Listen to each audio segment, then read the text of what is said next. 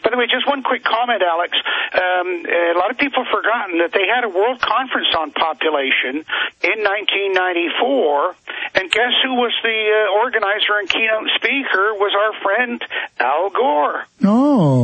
Oh, yeah. So he's been at that game with the population thing for a long time, too. But, and of course, a lot of it grows out of as we talked off the air about the Club of Rome, limits to growth, and Paul Ehrlich and all of his wrong predictions. He's still out there making them. Well, Dr. Ball, it won't hurt my feelings because I know you're a very busy man. You're also coming to town in about a week and a half, 2 weeks. But if you want to go ahead and get into him now, or if you need to leave, we can do it when you're in studio. Well, no, it doesn't matter. We can do it either way. Let's do one more segment, get into that, because you haven't gotten into their actual numbers and their statements on population control. Right. And we'll do one more segment with you, then I'm going to take calls, folks, and cover a bunch of other news that we haven't gotten into. And I want to read the article that Paul Watson did, the Red Alert article. Also, that Buchanan saying climate bill is a transfer of wealth to world government. They're going all over YouTube removing that video. I've never seen them remove a video so fast. They are really scared of that, and people finding out this is a global tax. So we'll talk about that as well. Going back to Dr. Tim Ball, climatologist. Doc, you were going to get into the overall population reduction agenda itself, that global warming is just the governmental, economic, energy straitjacket to, as you said, put a kink in the hose for the fuel for civilization. They get us under civilization, they get us urbanized, what they said by design, to control us and domesticate us. Then they start incrementally, like we're a HAL 9000, turning off the civilization. They're really just a bunch of control freaks. Break it down for us. Yeah, just a quick comment on your question to your staff there. I think that what I get from you is that we can disagree, but we don't have to be disagreeable. But anyway, absolutely. Beyond that, the whole idea about overpopulation, of course, starts with Malthus back in the 18th century and arguments that, the population's outgrowing the food supply and so on. One of the things that makes the U.S. so successful and so powerful is that it has been more successful in producing food to feed its people than any other nation on the planet. In fact, not only growing enough for itself, but exporting to the world. And from that surplus food, of course, comes surplus time, and you set up the civilization. What happens over time is that the population shift. And right now you've got in the U.S.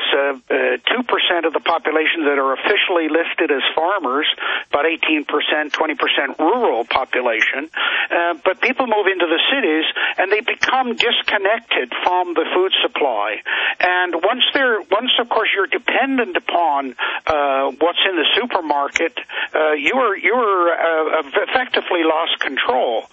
Once you can't feed yourself.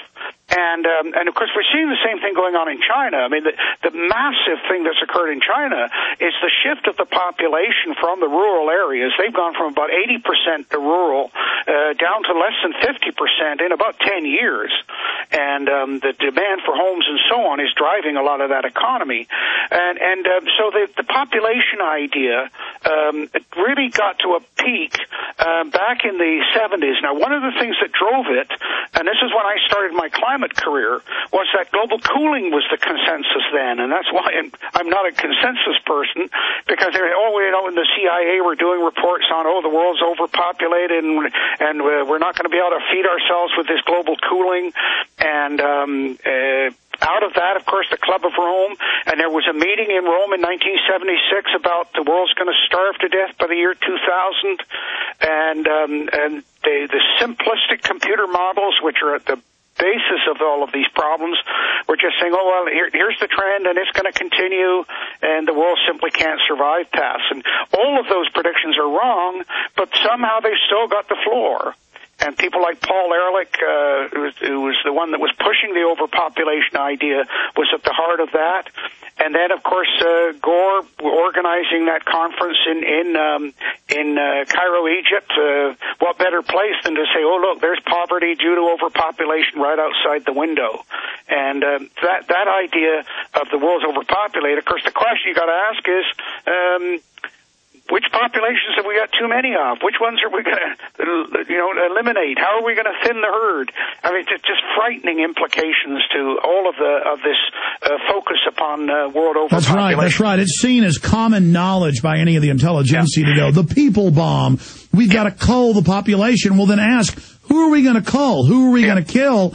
And then you look at the point you just made, that we're actually concentrated populations, and that once a nation becomes industrialized, they actually begin to have negative population growth, like Europe with 1.3, Japan with 1.3, Italy with even lower, 1.2. Europe is dying, Russia is dying, the United States is dying if it wasn't for the massive immigrant replacement influx. And so, and the UN admits that if they just industrialize the third world, that it would actually lift them up and they wouldn't have so many children. But you read the World Population Report put out by the UN, you read the Royal Commission on Population put out by the British government, they say that population and industrialization is the threat. And so they say, we're not going to give them industrialization. We're going to let their population swell to keep them down, and then we're going to use birth control and sterilization and war and famine to then cull that mass. So use the people bomb as a weapon to keep the third world down, then kind of exterminate them with war, famine, and sterilization. So the eugenicists aren't even doing what they're saying. It's not some high and mighty, eugenicist view that's bad enough. But with some rationale, this is just a cover story for kind of low-level thugs to carry out the eugenics. The top guys are just playing a global game of Risk to knock out all their enemies. Exactly, and what you're talking about there is the demographic transition. Anybody can Google that phrase, demographic transition, and it's the well-documented showing that as you become industrialized, first of all, the death rate goes down, and but then followed by the birth rate goes down, and then the population starts to decline. And of course, a lot of countries are offsetting this by paying people to have a third child. I know Quebec up in Canada here, Italy's done it, but also a lot of countries it's being masked by immigration.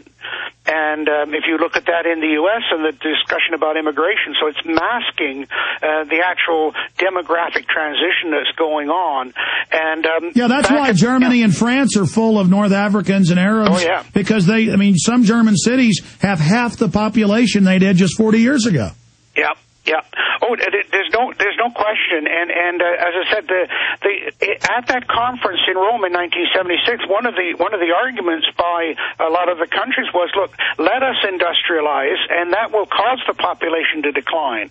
And of course that was rejected completely. But the whole idea about if you want to limit. By the way, just very interesting thing, Alex, is that you can calculate this out yourself. But if the average family of about 2.7, 2.8 people, you could put them in 1,000 square foot homes on 3,000 square foot lots with roads and parks and the normal facilities, and the population under those conditions, which would be ideal in most of the world, all of the world's population could fit in the southern half of Alberta. Now, would Albertans like that? Probably not. But it gives you an idea. When you look at Canada, for example, here we are, the second largest country in the world, and we've got a population equal to California. And so when you start talking about overpopulation, it's absolute nonsense. And of course, the other thing that came out of that conference in Cairo, they were pointing the finger at Asia and Africa, saying, oh, they're overpopulated. The country with the highest population density in the world is the Netherlands, but they got one of the highest standards of living. So when you start to look at the statistics and what was going on with all of this, the overpopulation thing, and it's a thing that people fear. Oh, I don't want more people in my neighborhood. Exactly. It's that it's not industrialized is why Calcutta is a cesspit. It is because it's not industrialized that Mexico City is a hell pit. We've got to industrialize them with the new clean industries.